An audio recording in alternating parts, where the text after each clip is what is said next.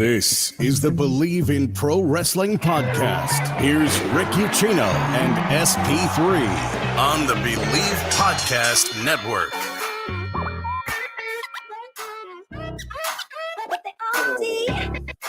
So, are we allowed to be excited now? Are we allowed to be optimistic now? Are we allowed to be hopeful now? Because I feel like we should be, based off of at least a few things that we saw go down this past weekend at SummerSlam. Was it a perfect show? No. I think it would have been a big ask for Triple H to take a card that he didn't put together and make it into one of the biggest shows of the entire year. I think it was a good show, few lull spots in the middle, but how it started and how it ended, holy shit. Just strap in, folks. SP3, I feel pretty damn good about what I saw this weekend. This was Triple H's first shot to set the tone, and I think he did it in a big way. It was a good show. I used the word hopeful over on the True Hill Heat YouTube channel because, like how the show opened and how the show ended, it did show a lot. There was stuff that I absolutely hated on the show as well. Sure. And I wish that we could have gotten at least one result that showed that Triple H was in charge. I know we got a couple of returns, which were great. That kind of showed that Triple H can have a direction and he'll go a different way than what Vince McMahon did. I wish we would have gotten some results that showed that as well. And the opening and beginning and the ending of the show did feel like a WWE TakeOver event for the main roster. The middle of the show was not. So I can't say that SummerSlam felt like SummerSlam TakeOver because it just didn't in the middle portion of this show. It went on a steep decline, but it did come back up by the end. Yeah, and look, I mean, Triple H was handed the reins a week out from SummerSlam, and he literally did what he could with the hand that he was dealt, right? Like, he was given this card and said, all right, go out and do what you're going to do. And he did put his stamp on it. You could tell he made changes and he made decisions based on what his vision is going to be moving forward.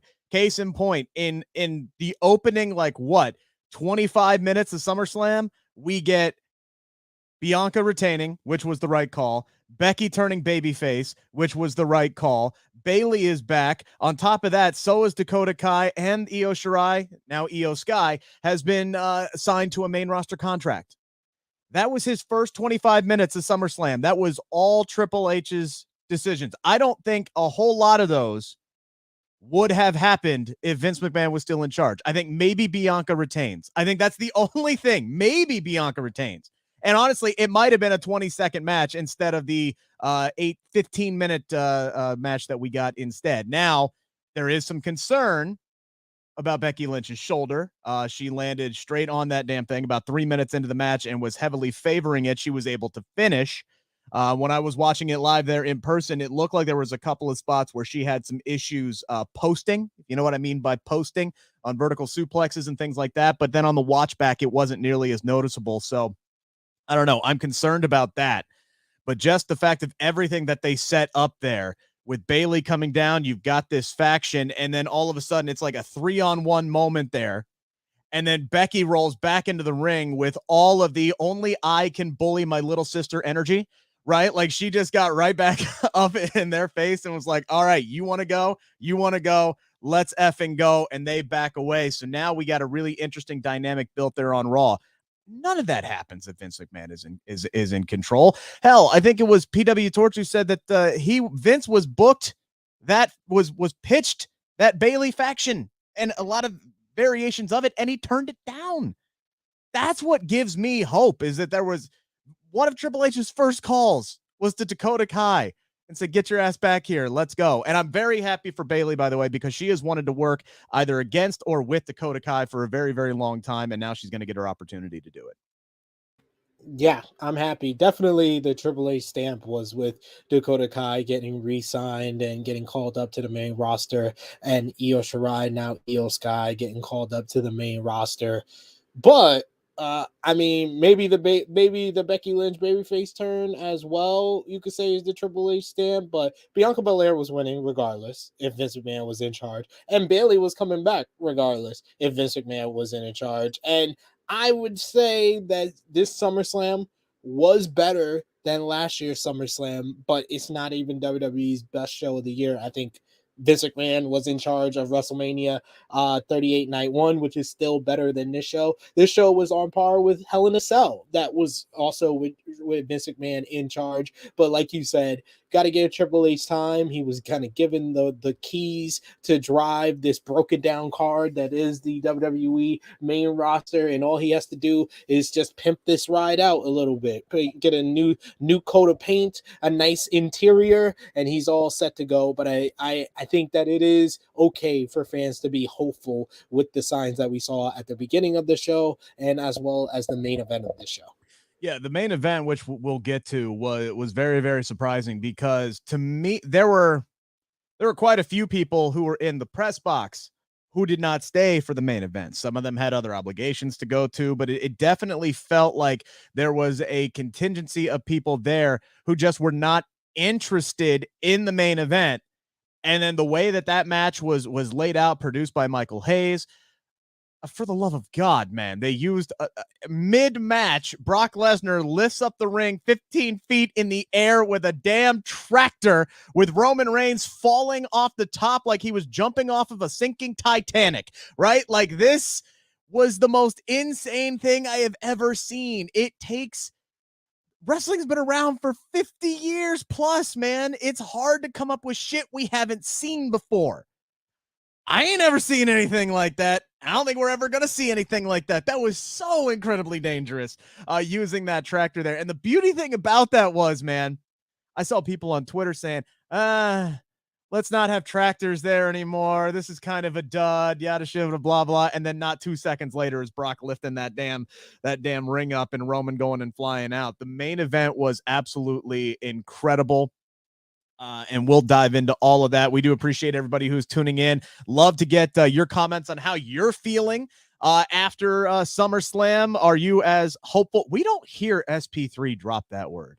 Like, I was listening to him on True Heel Heat yesterday, and he dropped that. I'm sitting there in my Airbnb eating my breakfast, and he dropped the word hopeful, and my mouth just hit the damn granite countertop that I was eating on. It was unbelievable. I'm going to ask all y'all a question, and I'm going to have SP3 kind of compound on this because I'm stealing a question that he brought up on the show yesterday. But before we go anywhere, I got to thank our partners over at BetOnline, the fastest, easiest way to wager on all of your favorite sports, contests, events with the first to market odds and lines. Get all the news and reviews for every league: Major League Baseball, NFL, NBA, NHL, combat sports, esports, golf. BetOnline continues to be the top online resource for all your sports information, from live in-game betting to props and futures.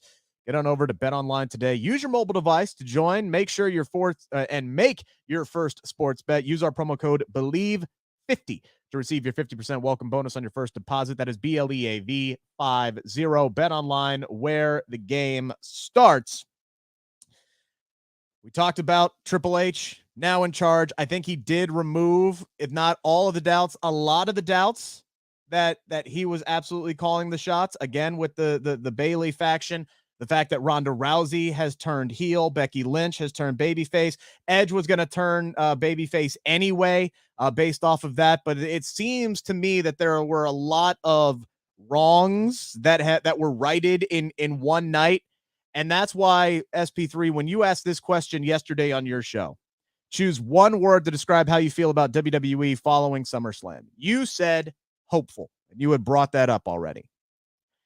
My word is affirmation, because we have been talking about this ad nauseum for the last year, about how WWE is just doing things that don't make sense. They are just doing things for shock value and not whether or not they're the best move for the company. And that includes bringing Becky Lynch back at last year's SummerSlam. That was the right move. Turning her heel, that was the wrong move. Bringing Ronda Rousey back at the Royal Rumble and going, oh, look at that pop that she got. We got to make her a baby face now. That was the wrong move. All right. Like doing things like that, just confusing the hell. They didn't bring Bayley back as a baby face last night, even though people were excited to see her back. I do think that was the right move. Triple H came in and immediately was like, okay, we need to fix some things for the betterment of the show. And I have been on record saying over the last year, I think Becky Lynch has done the best work in her career, from in-ring, character, everything. I have loved this heel run, but you saw it at SummerSlam.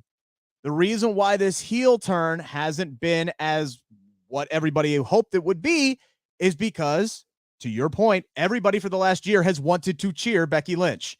All it took was Becky Lynch going into the ring, standing next to Bianca Belair and saying, let's fucking go. And what happened? You had allegedly 48,000 fans in Nashville, Tennessee. It was really like 35. You had like 48,000 fans in Nashville, Tennessee chanting Becky immediately. You now have what Triple H has done in the course of the night, has set up. You have Becky, Bianca, and Liv as top-level baby faces. Ronda's back to being a heel. Bayley is back to being a heel. Charlotte is right around the corner from coming back. So now all of a sudden you got 3 top-level baby faces. You got 3 top-level heels. You've got an exciting faction coming around here. Just little subtle changes, stuff that we said that they could do to make this show better, that we've been talking about for a year. Triple H in 1 week makes all those changes and affirms everything that we've been talking about for the last year. So that's the word that I feel, because I've been using hopeful for the last, since we've been doing this show. I'm Mr. Hopeful. I'm Mr. Optimistic, because that's all I had to cling to. Now that, for me, that has just grown exponentially. I still have my doubts, but yeah, Sure. I think hopeful is a good word to go by because of that opening segment. And you know, you talked about Becky Lynch's heel run. It's only worked for 4 months. It's only got good right before WrestleMania, like between the Lita feud and the lead up to that took 8 months. That's too much time. That's too much time. That's too much time for them to finally get on board and her to hit her stride on a heel turn. And she turned heel last August, and it wasn't until March of this year that it actually started connecting. That's way too much time. This was Triple H basically playing course correction.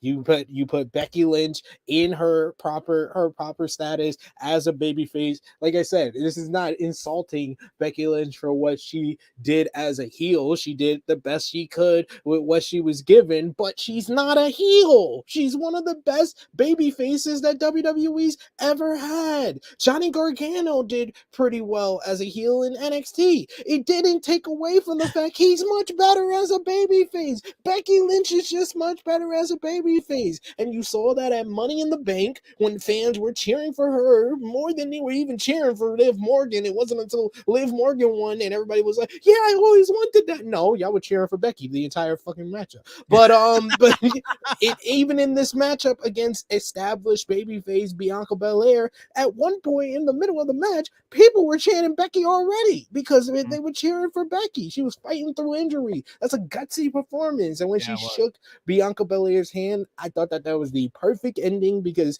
the feud basically ended how it started with the handshake. The handshake, and Becky Lynch turned heel in 2021. And then here, the handshake, it confirmed her going back to her natural position in life, in wrestling. It is a babyface, because people want to cheer Becky Lynch. And I thought Bayley should come back as a babyface, because I just think Bayley's better as a babyface. But Bayley finally caught her stride as a heel when the fans left during the pandemic. She deserves the opportunity to try to get over a heel act in front of the fans, and she did great during the pandemic. So I'm more open to this than I was with Becky Lynch turning heel last year.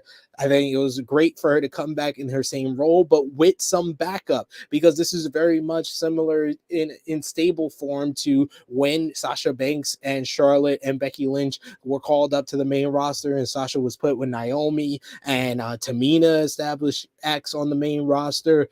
Becky and Charlotte were put with Paige. Paige also, brought up Absolution with Mandy Rose and Sonya Deville, and now you have Bayley kind of playing that Paige role of bringing up to NXT acts to the main roster. And I love the fact that Iyo Sky is finally on the main roster, because this is where she needs to be. She's one of the best female talents in the world. But more importantly, the biggest surprise for me was Dakota Kai, because Dakota Kai was released inconspicuously in April for I don't know what reason, because she has always been one of the anchors of that women's division in NXT. Because Vince didn't see anything in her. That's what she had. How many main?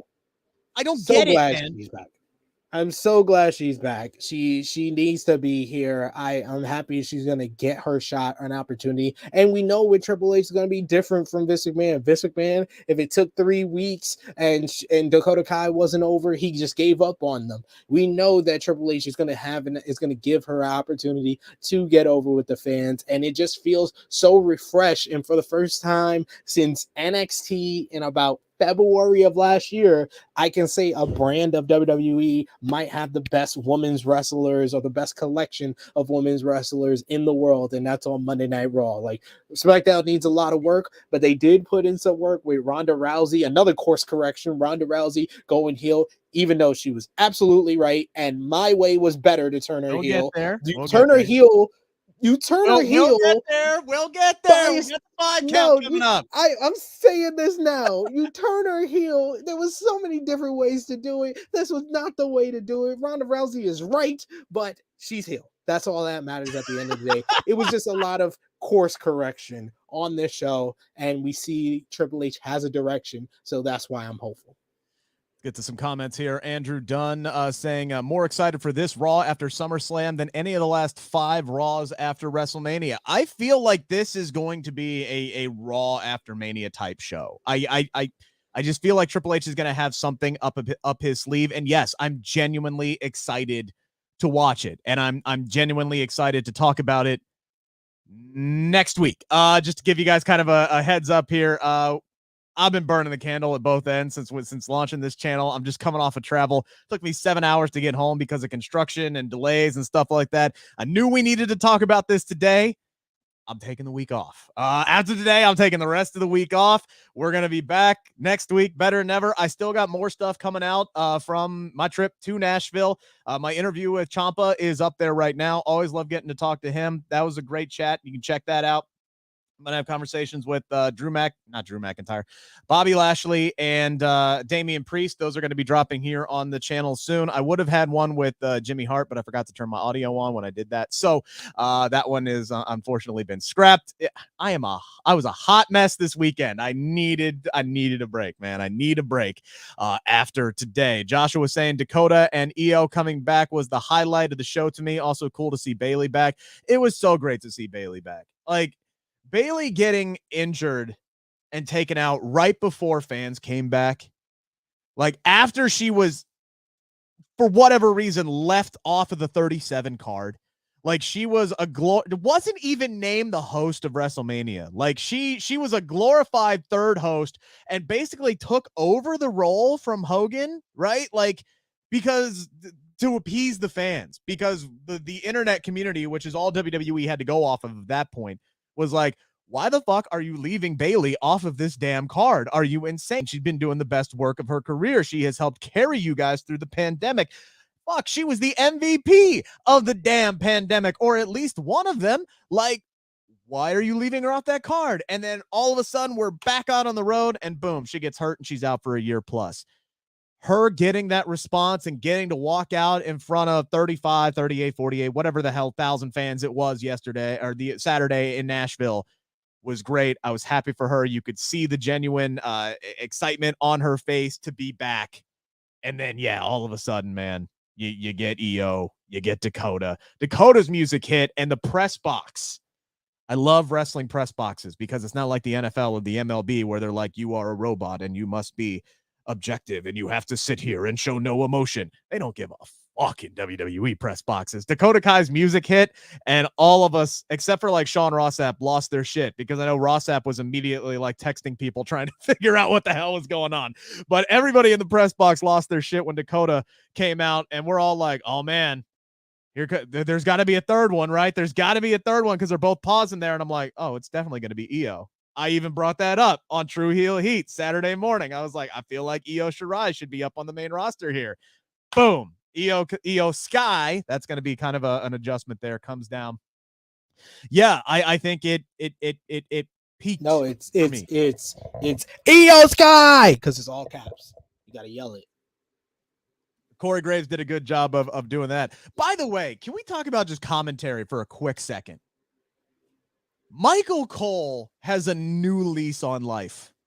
Michael Cole was able to go out there and call the best show that he did in decades because he's allowed to show personality now. He's not having somebody screaming in his ear telling him to get all the buzzword phrases and the click words and this, that, and the other thing. Every time he says WWE fans, like my heart just like melts just a little bit. Just like he's allowed to be a human again. Like Michael Cole's allowed to be human again, and he's allowed to show that he is damn good at his job again. During that main event, when he's screaming, "For the love of God, count faster!" That's the greatest call in Michael Cole's career. They tried for for the love of mankind when Shane McMahon jumped off the cell. They wanted that to be his call of his career, but no, that was the call of his career. For the love of God, count faster. He was in his bag. This was Michael Cole's greatest performance as a commentator. Absolutely. 25 years. Yes.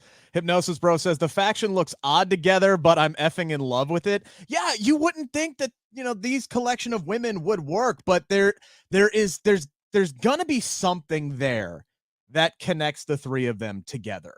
And Bayley alluded to it in a very, very quick backstage interview saying, hey, look, y'all are going to have to wait just like we did. So maybe, and I saw Stephanie Hypes from the True Heel Heat YouTube channel kind of diving into that and thinking maybe it's the fact that all three of them were held back in NXT and were never really drafted up to the main roster and were kind of brought up later on than maybe they should have been. Now, Bayley's a different circumstance because she was kept back because she was needed in NXT, right? They needed her to hold that title and to help build up the other. So that's why she was left back. But definitely Dakota and Iyo should have been up a long damn time ago. Joshua was saying the main event and the first two matches were absolutely great. The rest was not. Step in the right direction, though. Again, definitely some lulls in the middle. Some timing issues reported with Logan Paul and Miz. That ran late, which made them cut down on the Ronda Rousey Liv Morgan match. We'll get to all of that. Santos saying, good morning to the two best podcasters. Thank you. Your show always helps my days get better since I have many, many bad days. Well, we're sorry, Santo. We're glad that we can help out in any way, shape, or form that we can for sure. Shout out to Santo because he made me discover that the Brock tractor spot is a GIF. So I'm going to be using that a lot. Thank you, Santo, for showing me that the Brock tractor spot is a GIF.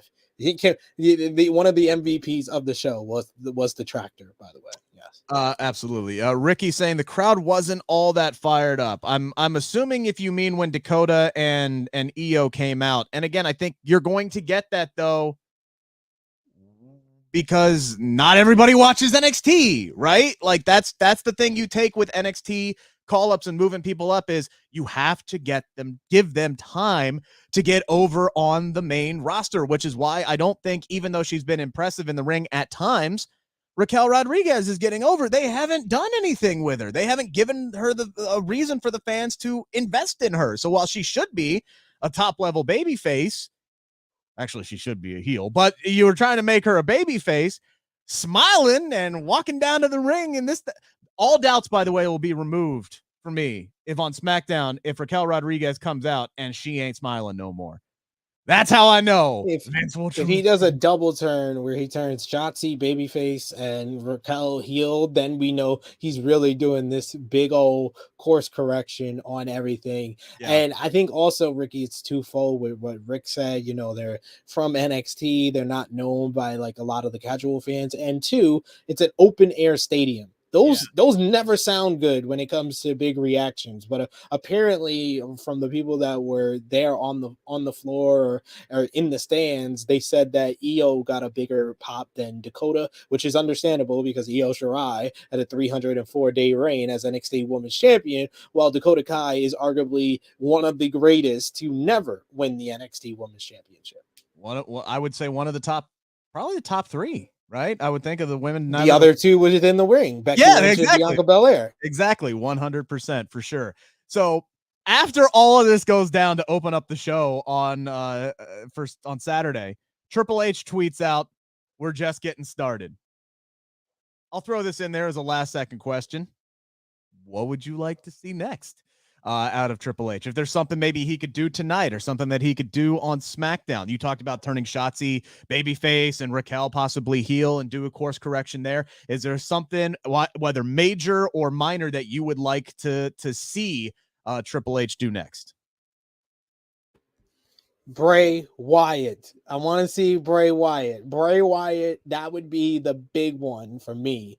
Like people talking about, you know, I know Meltzer speculated that he's heard from AEW people who would be more open in a WWE run now that Triple H. Those are all fine and dandy, but we don't want Tony Khan to cut more promos about how long he has people under contract. So let's just talk about people that are available for WWE to bring back, that are free agents. And the big one for me is Bray Wyatt. That would show a lot. I expect people like Johnny Gargano, Killer Cross. Now that Dakota's back, I could see someone like Killer Cross that was released coming back to WWE. Those are all great. Those are all, and he will use them a lot better than Vince McMahon did use them or would use them. But Bray Wyatt is the biggest star possible he could bring back into play and put him in a prime position. That would be even better. This was something. This is something I'm going to bring up a little bit later, kind of diving into it once we get into the 5 count here momentarily. But I'm sitting there in the press box on Saturday, and all of a sudden something just hits me because, like, once Dakota came back, right, like that was the sign to me that, oh shit, anything might be possible here. And I walked over to my buddy Graham Matthews from Bleacher Report, and I sat down and I was like, okay, so I'm not saying this is going to happen, but Roman's been champ for 2 years.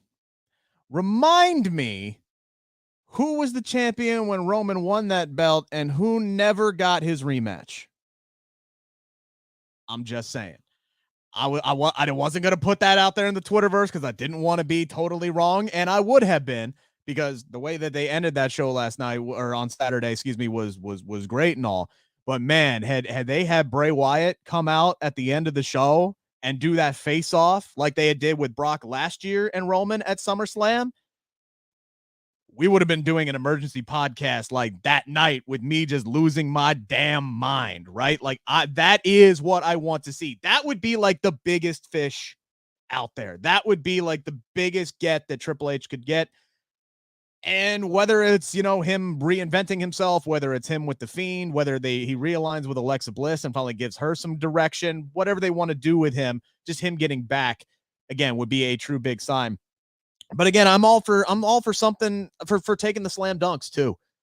Johnny Gargano coming back. I put this out on Twitter yesterday. You can follow me, by the way, at Ricky Chino. Follow him at True Heel SP3 for those who are listening on the podcast. Johnny Gargano coming back and feuding with Austin Theory makes all the sense in the world to me.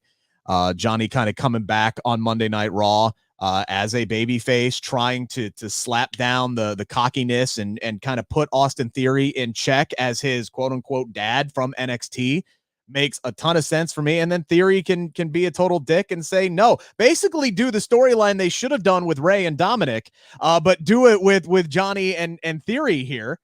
And maybe that can lead to a match over the briefcase. I don't know. Whatever you want to do with Theory in that briefcase, I'm not sure. We'll get to that. But just a slam dunk, like bringing Johnny Gargano back as one of your top baby faces, whether it's mid card or move him up to the main event scene later on. That to me is something I really would like to see next. I want to see Johnny Gargano back.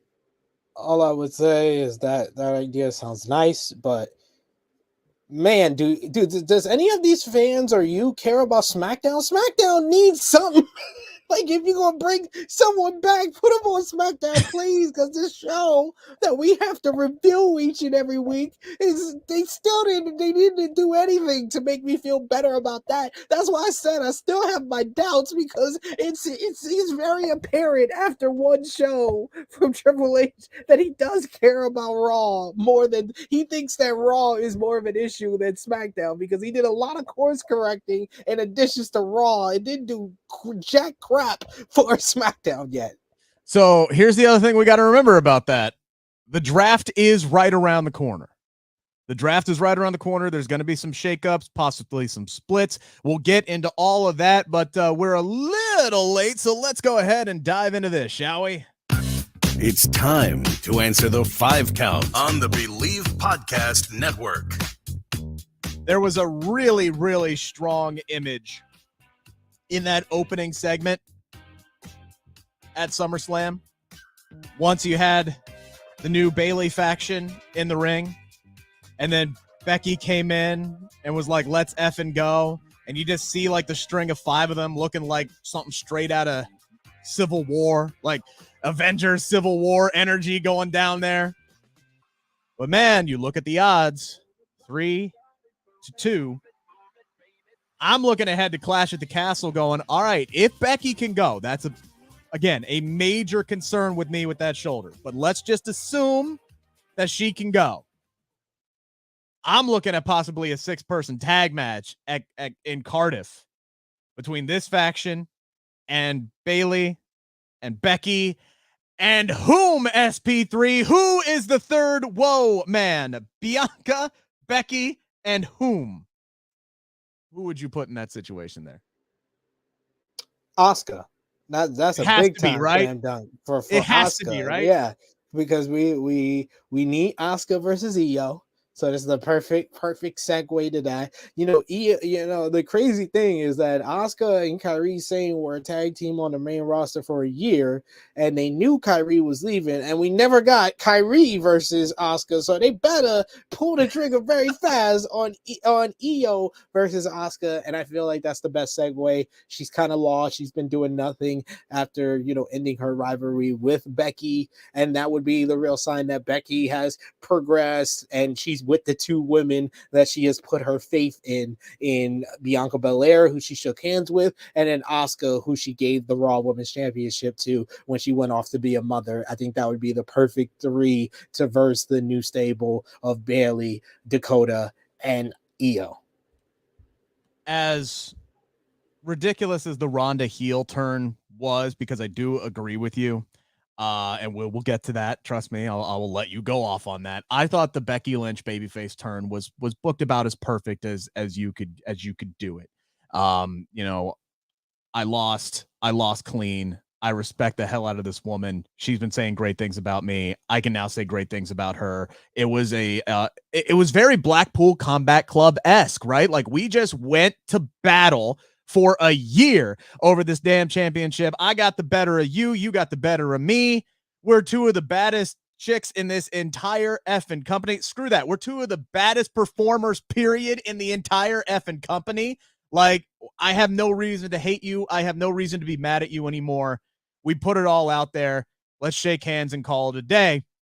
Then all of a sudden you get a 3-on-1 attack, and Becky, like I said, don't bully my little sister energy, just dives right back into the ring and is like, no, we're not going to have this. You want to go? I'm going to fight next to her. By the way, Bianca's facial expressions throughout that entire thing made that whole segment. She is in complete shock and almost awe with the 3 of them there. And then Becky rolls up alongside of her, and she's just like, is this happening right? Oh shit, let's go. This is happening right now. Let's do this. She was the MVP of that whole segment. But yeah, man, I want to see Becky now try to mend those fences with Asuka, because this is somebody else that she has been fighting with since she has come back and is arguably her greatest rival That's a question for another one down the road, because I feel like Becky has a ton of great rivals now. But Asuka is one of her best rivals in all of the I just want to see her show up on Raw tonight and just have some kind of like little segment there with Asuka where she just kind of like does a stare down with her, and then she just does like one of these desperation lunge hugs, and it's just like, I'm sorry for everything. And then Asuka's just standing there like, what the fuck is going on? Is this really happening right now? I just want some kind of like little segment there where she just apologizes for everything, and maybe Asuka gives her a little pat on the head or something like that. But it has to be Asuka, because this has to lead to Asuka and Iyo at some point. Bayley's group should go over in Cardiff if this is a triple threat match, or it's a 6-1 trios match, whatever the hell you want to call it, that they do. But yeah, 100% slam dunk. It's got to be Asuka. Again, I just hope Becky is okay, because this would be like the first real adversity for Triple H if, let's just say, she separated that shoulder. If she separated her shoulder, first off, finishing the match, going an extra 12 minutes, total badass, and it was a great match even with that. But if it's a separated shoulder, she's looking at 2 to 12 weeks on the shelf. Like, I remember, not to compare the situation here, but I remember when I was training, the first time I took a flapjack, I landed on my shoulder wrong, separated the hell out of it, and it still bothers me on a rainy day, and that was 18 months ago, all right? So, you just hope and pray. It didn't look great, but she was able to finish the match, so let's just hope that now that they've set all this up in motion, Triple H doesn't have to call an audible and do something completely different. One name that Hypnosis Bro brought up, he said, smart decision in my opinion is Tegan Nox. I wouldn't be surprised if Tegan's another name that they look to bring back. She is somebody who has said before that she didn't really see a place for her on the main roster the way things were currently booked. But with Dakota back, yeah, I think Tegan would be a great addition to the SmackDown roster. There you go, SP3. Bring her back to the SmackDown roster. Yeah, y'all want another person to come back and go on Raw? Like, I swear, Rick and y'all don't care about SmackDown. I only watch on Mondays. I don't care about Friday nights. Bring Tegan back and put her on Raw too. Like, what the hell? Let's talk about SmackDown. SmackDown women's title match. Reportedly, Bryan Alvarez was cut down on some time because Miz and Logan Paul ran long. I got some opinions on that. I agree with him. Cut some damn video packages, not the damn matches. Did we really need a 3-minute Charlotte promo? Like, what the fuck? I know, I'm okay with that. That was great. That was a great set. The segment that you cut, and I'm sorry, Seth Rollins fans, is that Seth and Riddle. Why cut the match? Why postpone the match and then do that? I'd rather you had done that on the pre-show where you just had fucking 60 minutes of talking. Why won't you do Riddle just showing up in the middle of the pre-show and being like, Seth, we're not going to be on the main show, so I want you right now. So something of note happens on your damn pre-show. Put that on the pre-show. Don't put that on the main show. That just pissed me off that was what he did in place of a match. Here's my question. It's a premium live event. Is there a hard out they got to hit? Like, who cares? Who cares if you put an extra 3 minutes on the show? Is anybody going to complain? No, they're not. I don't know why you had to cut anything, to be honest with you, but I would say cut something that doesn't matter. You ran a Kevin Owens vignette that was 3 minutes long. You ran a Charlotte vignette that was 3 minutes long. Those are the things that should be pulled first. If you're talking about cutting time down on matches. But I didn't mind, by the way, the Seth Rollins thing on and Riddle on the main show.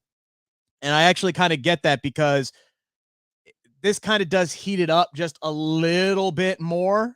Maybe if they do this match in Cardiff. But maybe for you, not for me, and not what I saw on Twitter. A lot of people were just like, why? Like, was that the idea? Like, you teased it, you did the whole thing on Twitter that made people get their hopes up that you were going to do something in his place. Even if it wasn't a match with a mystery opponent, you would do something worthwhile, or at least have them actually brawl instead of a 2-minute segment that was basically the same ending as we've seen on Raw between these two multiple different times. There was nothing. This was nothing. It was so anticlimactic that you should have just scrapped it altogether, in my opinion. It was pretty much done so Seth Rollins' music could play. Like, that was pretty much why it was done.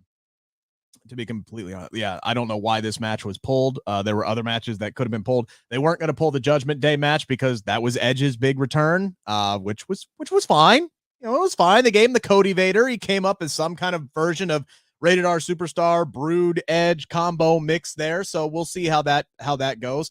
Probably going to get a Edge and Mysterio's versus Judgment Day match in Cardiff, and I'm totally fine for that. And the Judgment Day should go over, even though they lost this match. But let's talk about Liv and Ronda. It was cut down. It was booked very, very. It was interesting how this was booked. It was about 4 minutes. Liv got her ass kicked for most of the match and then won in a very, very fluky fashion. Now, she showed a lot of guts. She showed a lot of determination by powering out of 3 separate arm bars before she finally was able to put the leverage on Ronda. I mean, how many times has Ronda put in that arm bar and people immediately go, and immediately tapped out? So at least they gave Liv that. But I don't know what this booking did for Liv. She gets the roll-up victory, even though she tapped out before the 3 count was there. Ronda gets pissed, attacks Liv at the end of the match. She turns heel. So at the end of the day, SP3, we got what we needed. Liv is still the champ. Ronda is the heel. I know you want to say some stuff. The journey getting there had some issues. I made that face like, because one is a very loosely termed word when it comes to Liv Morgan, and I saw her little promo where she was all happy. It's like, I retained, at least I retained. You come off like a heel being happy for that type of win. Like, you lost, my dude. You tapped out before you pinned Ronda 1, 2, 3. Like, my way was better. And I you know me, I don't like fantasy booking. I don't like booking for WWE. But I had people tell me, oh no, Liv needs to win. It just doesn't matter how she wins. She needs to win. No, my booking was better in that Ronda Rousey should have not been able to beat Liv Morgan to the point that she would get frustrated, get disqualified, and turn heel. You get the same result, but at least with my booking, that puts over Liv Morgan because Ronda couldn't beat her. Yeah. She beat her and then got mad, rightfully so, that the referee missed the call. Why is all these referees incompetent? Why is that an angle? Since Money in the Bank, to be fair, that's an angle across all sports. That's real life. Umpires suck. NFL referees suck for the most part. Soccer officials suck. What's another sport? NBA officials? Come on, they don't call traveling anymore. You know that, SP3. Every referee is incompetent. Liv Morgan looks even more like a fluke champion. Ronda beat her. That's all that matters. That's all that matters to me. Ronda is right. Ronda is the babyface in this situation, and I don't think anyone realizes it. Joshua bringing up a good point. They could have cut Kane announcing the attendance. Drew McIntyre? No, I'm sorry. I don't agree with you, Josh. He's from he lives not from, but he lives in Nashville. Sheamus also lives in Nashville. That match, which was, as far as WWE is concerned, that Donnybrook match was the 3rd best one of the entire weekend. It was 1A, 1B main event, Becky and Bianca, and then Sheamus and Drew. Those were the top 3 matches from the entire weekend. They set the tone. That match should have been for WWE. That match should I said that. That match should have been on the card in front of the hometown crowd. And the fact that it wasn't, at least they gave Drew like a moment. As my light's going out here. At least they gave Drew a moment to go out there and talk in front of his hometown crowd and hype him up. And I was laughing my ass off during that Drew promo. I know everybody's excited for Brock Lesnar and Roman Reigns for the first time ever in Nashville at Nissan Stadium in front of, and he picks out the little kid in the front row in front of Colt. And then we get a Colt fan chant from the fans, which that was great for that little boy. So I love that moment. That was great for me having Drew cut. But yeah, I don't need Kane The mayor of Knox County, Tennessee. I don't need his ass out there announcing the attendance. You absolutely could have cut that. Hypnosis Bro. Liv, unfortunately, looks like a fluky, lucky champion. Beats Ronda at Money in the Bank by a roll-up, and now she won because the ref missed her tapping. Yes, that is not booking that I like. This is exactly what they did with Nikki ASH last year. It was all about proving that she's the champion after she won Money in the Bank. I did not have confidence that they would have Liv be the first person to beat Ronda clean. Ronda still does not have a clean loss in WWE. She has been beaten 4 times, and there is an asterisk on all 4 losses. We'll see how things progress from here. I feel like this booking was maintenance. It was, we got to get Ronda back to being a heel, so this is how we're going to do it. We have 4 minutes. This is the best way. I do love your idea of her of giving me a 13-minute match where Ronda just can't beat her and finally gets pissed off and ends up getting disqualified because she should be able to beat Liv Morgan and she just can't. I think that would have made Liv come off and look a lot better. So let's get some better booking there. And to your point, SP3, yes, SmackDown needs some help. They're missing something. They need something badly. Man, can we get Alexa Bliss over on SmackDown? Like, I feel like Alexa Bliss is going to get lost on Raw now. She's already been lost. Like, she's talking about, I got next for the Raw Women's Championship. You got 3 new challengers that have just lined themselves up in front of Alexa Bliss. So let's move her over. I think Becky's gonna move to SmackDown because now that they course corrected and put her and Ronda in the right position, you need to start building to that at WrestleMania 39. And I need the entire Judgment Day, including Rhea Ripley, over on SmackDown to get some, so they can start winning and get a refresh button. 100%. All right, let's talk about that main event, that absolutely batshit insane main event that made Brock Lesnar look like this unstoppable freaking monster. I mean, he took how many shots with the briefcase, how many shots with title belts, and then eventually they had to just bury him underneath shit. And I'm talking about Roman and the Usos. Paul Heyman got involved. He got F5 through a table, which was fantastic. We've been waiting for Brock to kind of get his hands on Paul Heyman, so there was some closure there. Austin Theory tried to cash in. He ended up getting his ass whooped before he could do it. So I thought that was a great way to utilize Theory in the main event without actually having him waste the briefcase and ruin a cash in and try to make a last man standing match a triple threat. And then once again, in grand fashion, you had Roman Reigns standing tall now 700 plus days as at least the Universal Champion, but he remains the WWE Undisputed Universal Champion. SP3, this was a match nobody wanted to see again. This was a match not a lot of people were excited for, except for the hardcore main casual fans. You know, they're, we're getting Brock Lesnar, yay! Those kind of fans, they were excited for this match. I almost left early to avoid traffic. Like, that's what I did, but I stayed because I wanted to see if there was some kind of surprise at the end. The surprise was the match.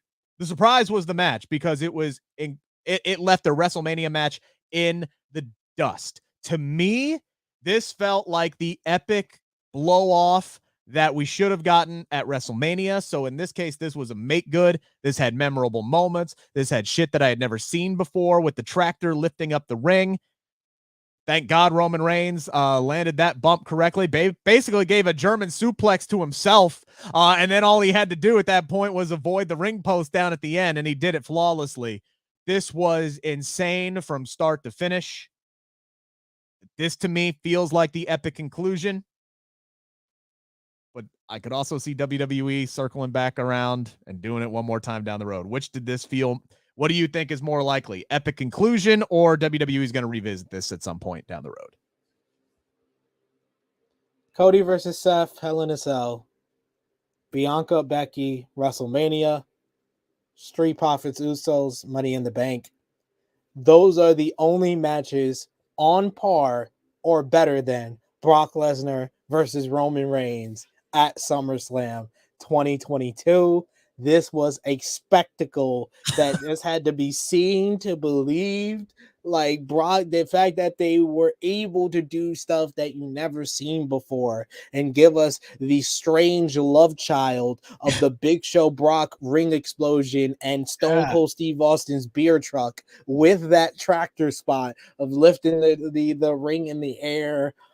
Just the way they protected Brock in the finish, and Roman doing everything and anything to keep him down, hitting him with each title, the briefcase, the payoff to the whole Paul Heyman in the middle of Brock and Roman, and Heyman's mini promo saying, "Here's my mail ticket, here's my tribal ticket, want the titles, take the titles," and then Brock giving them the F5 through the table, the Usos getting involved, Theory getting involved, Brock being, the final payoff for the Brock Cowboy character. This is the epic conclusion that WWE needed to give us with Brock versus Roman. So I'm going to once again use that word I don't usually work on here. Hope this is the epic conclusion that WWE needed to finally shut the book on this. I don't think WWE will circle back to this because Roman Reigns doesn't want to do it anymore. I'm sure Brock Lesnar is sick of versing the same guy. Like, give me somebody new. You've been building up Bobby Lashley. Give me Bobby Lashley. If you're going to give me somebody again, give me Bobby Lashley again. You think he would want to fight Bobby Lashley the way that match ended? You can give me another Bobby Lashley match. I'll take that over versing Roman again. Like, everything was on the money here, even from Brock tossing the microphone to Roman and Roman catching it so smoothly, so flawlessly. Did you see that little wink he gave him after he caught it? He just caught it with left hand, like, I got you. Good, great stuff. Just all around, this was the perfect conclusion that these two needed to pay off a rivalry that went 7 years. I know. Don't go back to it. They're not going to beat it. You're not going to beat what you did. And part of it is the bar was so low on this because the fan expectations were so low. So you were able to get everybody way over. I haven't gone back and watched it again. I plan on doing that, this afternoon. But they're live, man. Yes, it was a spectacle. They were the loudest cheers that I have heard. It was hard to hear the cheers through the Nissan Stadium press box because those windows don't open. I just got to say Nissan Stadium is a dump, by the way. But, they need to get that dome built. They need to get that. The Nissan Stadium sucks. By the way, getting to Nissan Stadium was a pain in the ass, too, because they had half of Nashville set up for a Grand Prix. So, like, you're literally driving on a Grand Prix track with blocked off streets trying to get the Nissan. This was a clusterfuck just trying to get into the stadium. And I feel like I got spoiled with that Dallas Cowboys press box at WrestleMania because that's beautiful. Then you walk into Nashville with this 20-year-old Nissan Stadium, and I'm like, oh, I got spoiled. Dallas. But anyway, what were we talking about? Yeah, this just felt like an absolute spectacle. There's no way they're going to beat this. They're just not. So why even try? I think this people always remember what happened last, right? They remember how it began. They remember how it finished. This is the ending that Roman and Brock needed. Now let's never, ever touch gloves again. One match that I am excited for, talked about Drew McIntyre earlier. He did beat Sheamus in that Donnybrook match on SmackDown that should have been at SummerSlam. So now he is the number one contender. We all knew this was coming. Clash at the Castle in Cardiff. Drew has been the poster boy for trying to get this big stadium show in the UK. You knew he was going to get the main event match. It is official now. Drew McIntyre, Roman Reigns for the WWE Undisputed Universal Championship. Every time that these two have met, it has been fantastic. These two are going to destroy one another in Cardiff. The question is, SP3, right now, I know you're ready for this Roman Reigns title run to end. Is Drew McIntyre the guy to end it in the UK? No, I'm sorry. No. I don't know what to tell you. I'm sorry. Drew's not the guy. Drew's not the guy to do it. Like, when you build this up, give him 700 days. It's like, I mean, at this point, I wouldn't even mind him going 1,000 and try to pass some of these because they keep talking about these 4 guys that have a longer reign than him: Pedro Morales, Bob Backlund, Hulk Hogan, Bruno Sammartino, and I'm just like, man, WWE don't want to name all these people anymore, so I wouldn't put it past them that they would at least let him pass maybe a Pedro Morales or a Bob Backlund. I love me some Bob Backlund. That man put me in the crossface chicken wing one time because I asked for it. So like, I love me some Bob Backlund. I love hearing his name in modern day WWE, but I just don't see like them having Drew McIntyre be the guy to end this reign. I mean, I of course I would think that they would want their little British Bulldog SummerSlam 1992 moment. So I would say that Drew McIntyre has the highest percentage of anyone that has versed Roman Reigns that can beat him. I would go as high as 30% chance of winning at Clash at the Castle, and that's like double the amount I've given anyone that's versed him in the past year. So I'll say he has the highest percentage, but is he the guy to beat Roman Reigns? Not to me. See, this is tough because I like Drew. I like Drew as a character. I think I'm going to like Drew a lot more, that he's going to be able to be kind of a little bit more unfiltered on the microphone. I think the Drew that we got at SummerSlam, that promo that he cut, I think that's what we're going to get more out of Drew moving forward. And that's one of the things I'm looking forward to the most, actually, are the promos and the dialogues for the superstars moving forward, now that Vince doesn't have to approve every little word and get all of his buzzwords and click words. And I'm looking forward to that. And I think people are going to jump on the Drew McIntyre bandwagon. Obviously, he's a credible opponent. If you look at the realism of this, Drew McIntyre and Roman Reigns look like 2 titans that would throw down, and this looks like an equal matchup. Drew is absolutely a credible guy, and he deserves to have a moment in front of the fans. Drew McIntyre defeating Roman Reigns for the first time in 2 years plus in front of his home country in the UK would be amazing. An amazing moment, and WWE is all about amazing moments.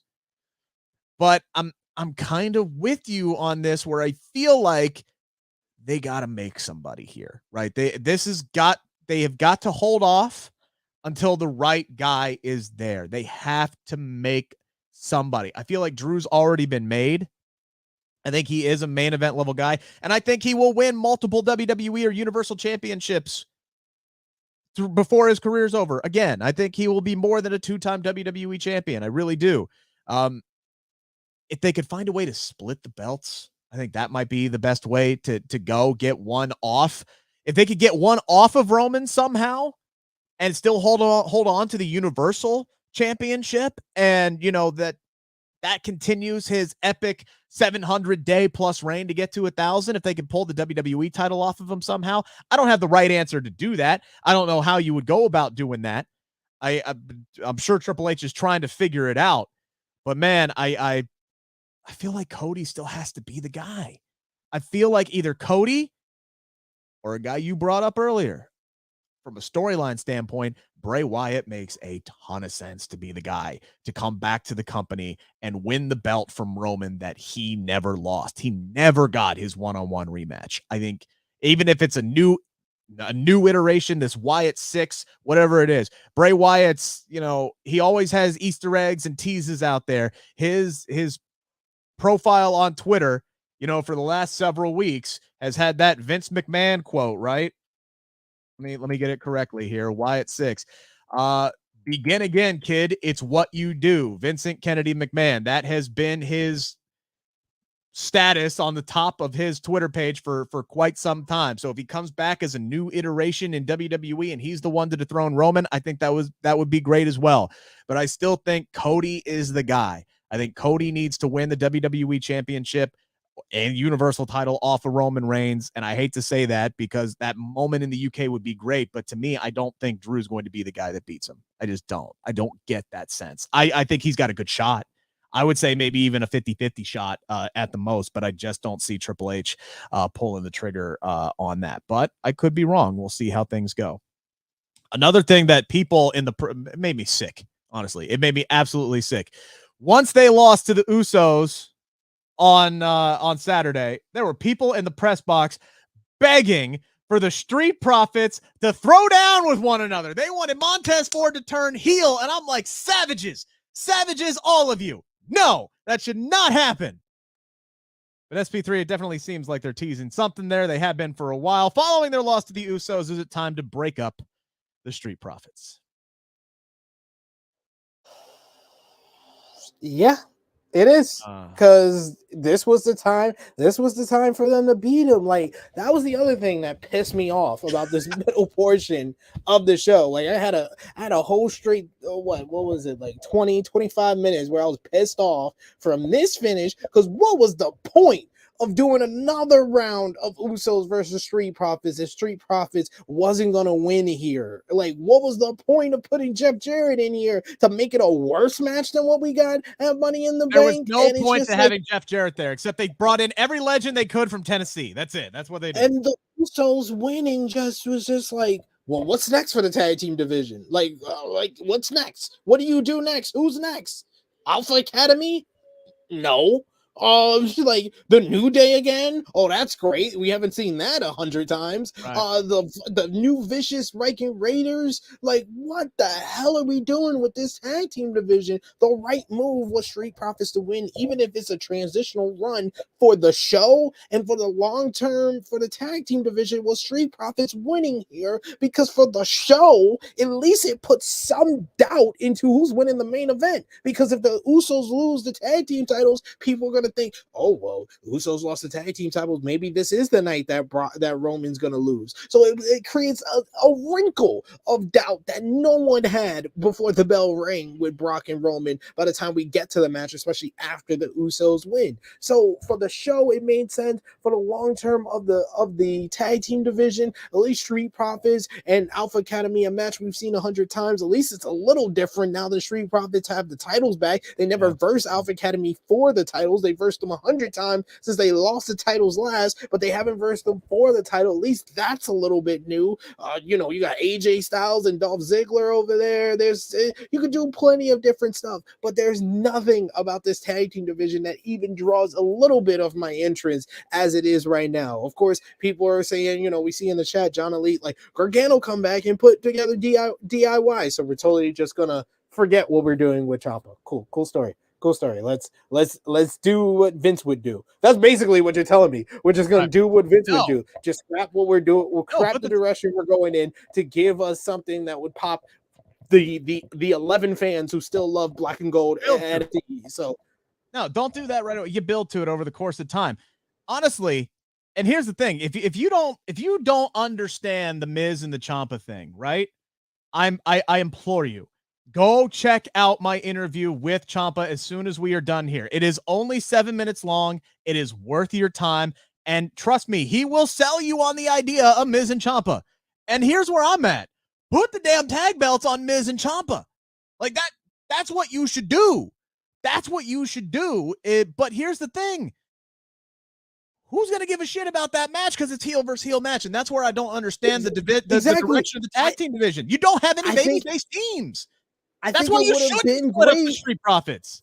It would have even been great if Street Profits would have won at SummerSlam and then lost on Raw tonight. That would have been better than this result. This result, literally, like, the only thing that even had me being like, okay, this is somewhat interesting, is the look on Montez Ford's face after they lost. That was like, okay, maybe he's about to turn. So I think we probably are going to get at that. It's time, because they can't beat the Usos. It's time to break up the Street Profits. So, Queen, sign me up for this. 100% sign me up for it. I mean, you got to lead to somewhere with Sami Zayn and the bloodline, right? Like, Sami's been hurt.